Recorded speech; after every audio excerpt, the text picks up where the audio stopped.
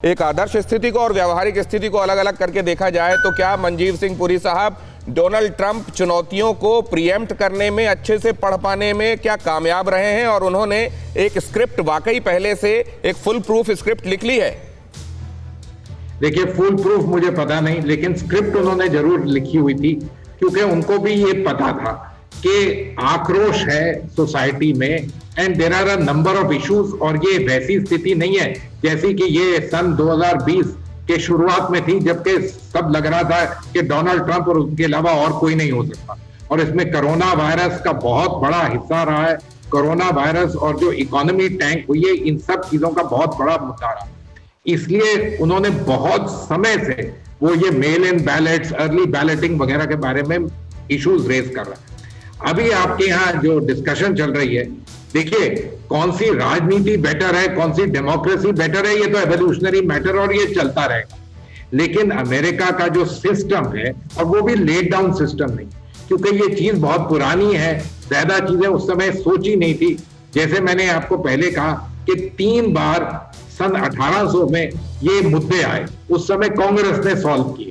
लेकिन 2000 में जब एल गोर और जॉर्ज बुश का मुद्दा आया तो सुप्रीम कोर्ट के, अब सुप्रीम कोर्ट डिसीजन वहां पर कई बार पार्टीजान होते हैं, पॉलिटिकल पार्टीज पे जाते हैं। जॉर्ज बुश के समय पे भी ऐसा हुआ, लेकिन लोगों ने एक्सेप्ट किया और लाइफ आगे गई। ये अमेरिका की एक सिस्टमिक इशू है और वहां जनरली स्पीकिंग ये रहा है, चाहे ये मैं मानता हूं कि इस समय पोलराइजेशन बहुत ज्यादा बढ़ गया है और दोनों साइड बहुत ज्यादा, जिसको कहते हैं डेफिनेटिव है कि हमारी ही राय चलेगी और दूसरों की राय नहीं चलेगी। लेकिन फिर भी एहतियात के तौर पे वो लोग जरूर जा रहे हैं। अभी जो सिस्टम लग रहा है, ऐसे लग रहा है कि स्विंग स्टेट्स में भी Donald Trump is doing relatively expectation ये थी कि उनमें स्विंग स्टेट्स में उनके लिए बहुत मुश्किल।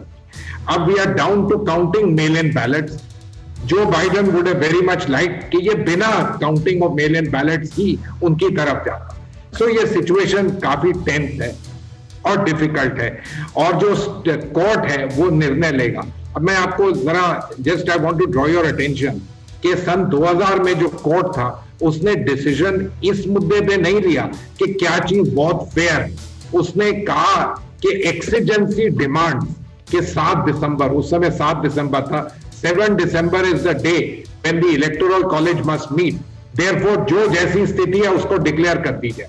इस बार 14 दिसंबर is the date for the electoral college.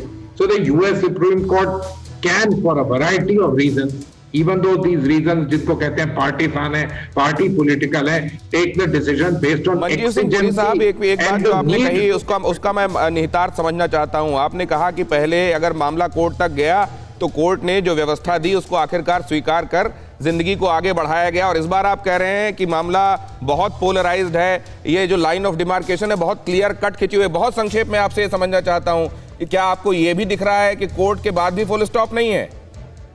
देखिए, कोर्ट के बाद पॉलिटिकली और सिस्टमिकली फुल स्टॉप लगेगा। स्ट्रीट पे क्या होगा ये this we will have to watch and see. लेकिन अदरवाइज सिस्टम में मैं मानता हूं कि वहां कोर्ट के निर्णय के बाद जब घोषित हो जाए तो सिस्टम जरूर चलेगा। स्ट्रीट अलग बात है, और ये आक्रोश बहुत महत्वपूर्ण जानकारियां और हमारे मेहमानों के साथ बातचीत में, उनके विश्लेषण में, उनके थ्रेड बेयर एनालिसिस में आपको बहुत अहम चीजें पता चल रही हैं इस वक्त। ये फिक्र आपकी, सोमवार से शुक्रवार रात 9 बजे सिर्फ TV9 भारतवर्ष पर।